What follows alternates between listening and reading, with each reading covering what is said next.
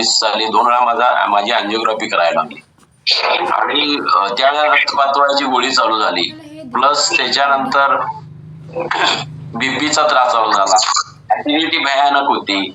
त्यामुळं इतके ते आठवड्यातून किमान 3 वेळा तरी त्या गोळ्या घ्यायला लागायच्या. आणि आम्ही अँजिओग्राफी करायच्या अगोदर आमच्यात एक शिंगे मामा म्हणून आहेत, त्यांच्याकडे मी मालिशचं जरा काम करून घेत होतो आणि त्यांना ते लक्षात आलं की ही व्यक्ती दुसऱ्या दिवशी नाही आहे. तर सकाळी ज्या दिवशी माझं मॉलिश केलं त्या दिवशी दुसऱ्या दिवशी त्यांनी सकाळी 7 वाजता आलते घरी. आमची मिसेस विचारली की शिंगे मामा काय भानगड, तुम्ही आज लवकर सकाळी 7लाच घरी आलाय? तर काय नाही, असं चालू आहे म्हणले त्यांनी. काय नाही असेच, म्हणजे 7 वाजता ही व्यक्ती जर येत असेल तर काय भानगड आहे नेमकं, हे काय कळलं नाही त्यांना. मग शेवटी म्हणले, मला विचारले तुम्हाला काय त्रास होतोय का? मी म्हटलं काय नाही म्हणले. ठीक आहे म्हणले. मग मिसेसला फक्त सांगितलं की ह्याला एवढं दवाखान्यात घेऊन जा, चांगल्या दवाखान्यात नेऊन दाखव. कारण त्यांना माहिती होतं की हा माणूस रात्रीतनं नाहीये. मग इतकं हे चॅलेंजेस होते.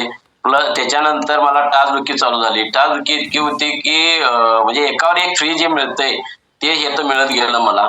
आणि टाचदुखी इतकी बेफाम होती की मला सकाळी उठल्या मला खाली टाच टेकायला येत नव्हती. त्यासाठी मी डॉक्टरांच्याकडे जाऊन एक्सरे काढले, पण डॉक्टरांनी सांगितले की 2 टाचाचं ऑपरेशन करायला पाहिजे. ऑपरेशन करण्याबद्दलच अडचण नव्हती, पण सक्सेस झालं ठीक, नाही झालं तर काय करायचं हा विषय डोक्यात होता. त्यासाठी मी युट्यूबवरचे सगळे व्हिडिओ बघून मी ते सगळं करत होतो, पण त्याचा पण रिझल्ट काय एवढा इतका नव्हता. मग त्याच्यानंतर मी म्हटलं थोडंसं होमिओपॅथिक करून बघूया. होमिओपॅथिक जवळजवळ मी 11 महिने केलं. 11 महिने होमिओपॅथिक केलं, तेवढ्यापुरताच तो रिझल्ट होता. त्याच्यानंतर नॅचरोपॅथी केली. त्यावेळेला नॅचरोपॅथीवाल्याने सांगितलं की तुम्ही चालायला जायचं नाही. आणि माझा हार्टचा प्रॉब्लेम असल्यामुळे मला 45 मिनिटं डॉक्टरने अगोदर सुरुवातीला सांगितलं की तुम्ही चालायला जायचं आहे. आणि ह्या डॉक्टरने सांगितले की तुम्ही चालायला जायचं नाही. पण चालायला जायचं नाही, मग काय जर का नेमकं, तर सायकलिंग करा किंवा स्विमिंग करा. ठीक आहे म्हणलं. तेवढ्यासाठी सायकल घेतली, पण किडनी स्टोनचा प्रॉब्लेम होता. आणि दुसऱ्या दिवशी तिसऱ्या दिवशीच म्हणजे किडनी रक्त पडायला लागलं, युरिन वाटे रक्त चाललं. त्यामुळं तो पण विषय थांबला. त्याच्यानंतर मी स्विमिंगचा क्लास लावला, तिथं पण 10 भरायला लागले. मग असं वाटलं आयुष्य आपलं की बाबा फार काळ नाहीये, 4-5 वर्षापेक्षा जास्त मी जगू शकेन असं मला वाटत नव्हतं. पण ह्या शतायशी फॅमिलीला जॉईन झाल्यानंतर मी गावी आलेलो होतो, त्यावेळेला माझे मित्र म्हणाले की हे शतायशी फॅमिली चांगली आहे आणि तू बघ एकदा जॉईन करून. ठीक आहे म्हणलं, ओके. त्यांच्यावर विश्वास होता माझा, युवराज साहेबांच्यावर आणि राहुल पाटलांच्यावर. ठीक आहे म्हणलं. मी जवळजवळ जॉईन झाल्यानंतर साधारणपणे 4 महिन्यातच मला इतका रिझल्ट चांगला आला की म्हणजे मी कधी योगा वगैरे केलेला नव्हता. तर इथे आल्यानंतर मला शतायश फॅमिलीला मला सगळं शिकवलं, काय खायचं आहे, किती खायचं आहे, पाणी किती प्यायचं आहे, सगळ्या गोष्टीचं मला नॉलेज दिलं. आणि नॉलेज दिल्यामुळे त्या गोष्टीचा माझ्या शरीरावर पूर्ण परिणाम चांगला चालू झाला. आणि माझी रक्तपातळीची गोळी बंद झाली, परत बीपीची गोळी बंद झाली, ऍसिडिटीची गोळी बंद झाली, माझं टाचदुखीचं ऑपरेशन थांबलं. आणि हे सगळं माझे रिझल्ट येत असताना मला असं वाटलं की खरेच आपल्यामुळं लोकांना किती म्हणजे मदत होऊ शकते. त्यात मी लोकांना मी सांगायला चालू केलं की बाबा हे असे म्हणजे शतायशी फॅमिली आहे आणि यामार्फत आपण शुगर असू दे, बीपी असू दे, थायरॉइड असू दे किंवा ओव्हरवेट असू दे, ह्या लोकांना आपण मदत करू शकतोय. त्याचं मला जाणीव झाल्यानंतर मी लोकांना मग मदत करायला चालू झाली. आणि मदत करत असताना तो आनंद इतका अविरनीय होता की त्या लोकांच्यातला बदल. माझा भाऊच आहे 77 वर्षाचा आज, त्याला 100 मीटर चालताना मला 1-2 वेळा तो बसायचा. आणि आता ती व्यक्ती जे डान्स करते, मला इतका आनंद होतोय की खरंच म्हणजे तो शब्दात सुद्धा अवर्णनीय आहे. माझी 2.5 वर्षाची नात आहे, ती आता 3 वर्ष झाली, तिला 2 वर्षाची होती त्यावेळेला. आणि तिला सारखं म्हणजे कमीत कमी आठवड्यातून तिला दवाखान्यात न्यायला लागायचं, कायम आजारी असणार. मग ज्या वेळेला मी तिला न्यूट्रिशन चालू केलं डायनो, त्यावेळेला तिच्यातला बदल इतका झालाय की आता ती 8 ते 10 महिन्याला कसली ती आजारी नाही.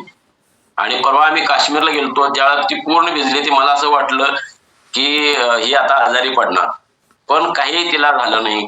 प्लस त्याच्यानंतर एक दिवशी आपल्याकडं पुण्यामध्ये होळीच्या दुसऱ्या दिवशी रंगपंचमी असते, त्या दिवशी स्प्रिंकलर मध्ये ते पाणी ह्याच्या सोडतात आणि तिथं डान्स करतात.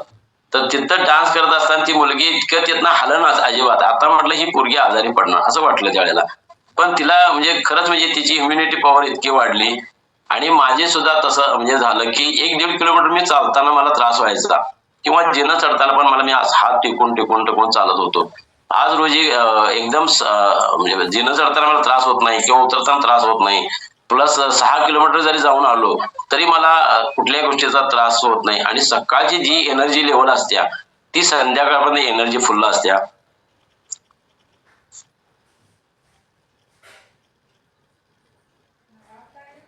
आणि मला असं वाटलं इथं की खरंच आपलं जे आयुष्य राहिलेलं आहे काय आणि जे राहिलं परमेश्वरानं मला जे दिलं ते मी लोकांच्यासाठी म्हणजे सामाजिक सेवाच आहे आई लोकांची. तर ती मी करण्यासाठी घालवायचा विचार केलेला आहे. आणि थँक्स टू शतायशी फॅमिली, कारण मला मी माझे स्पॉन्सर आणि मेंटर आहे ते दोघांनी मिळून मला इतकं छान गाईड केलं की भारी भारी सांगतायत हा युवराज सर. मला असंच म्हणतात म्हणजे युवराज सर आणि राव साहेब बघा उंदीर वरनं खाली आला बाबा असं म्हणतात मला. आणि म्हणजे खाली आला म्हणजे त्या उंदराची चपळत आली आता तुमच्या. चपळत आल्या आल्या आल्या. आणि सांगायचं म्हणजे ह्या दोघांच्यासाठी मी हँड्सअप का म्हणतोय मी, कारण हे दोघं माझे परम आणि ईश्वरच आहेत. कारण मी जर हे दोघे जर मला ह्या शतायशी फॅमिलीला जॉईन झालो केले नसते तर माझं आज रोजीचं लाईफ काय असतं.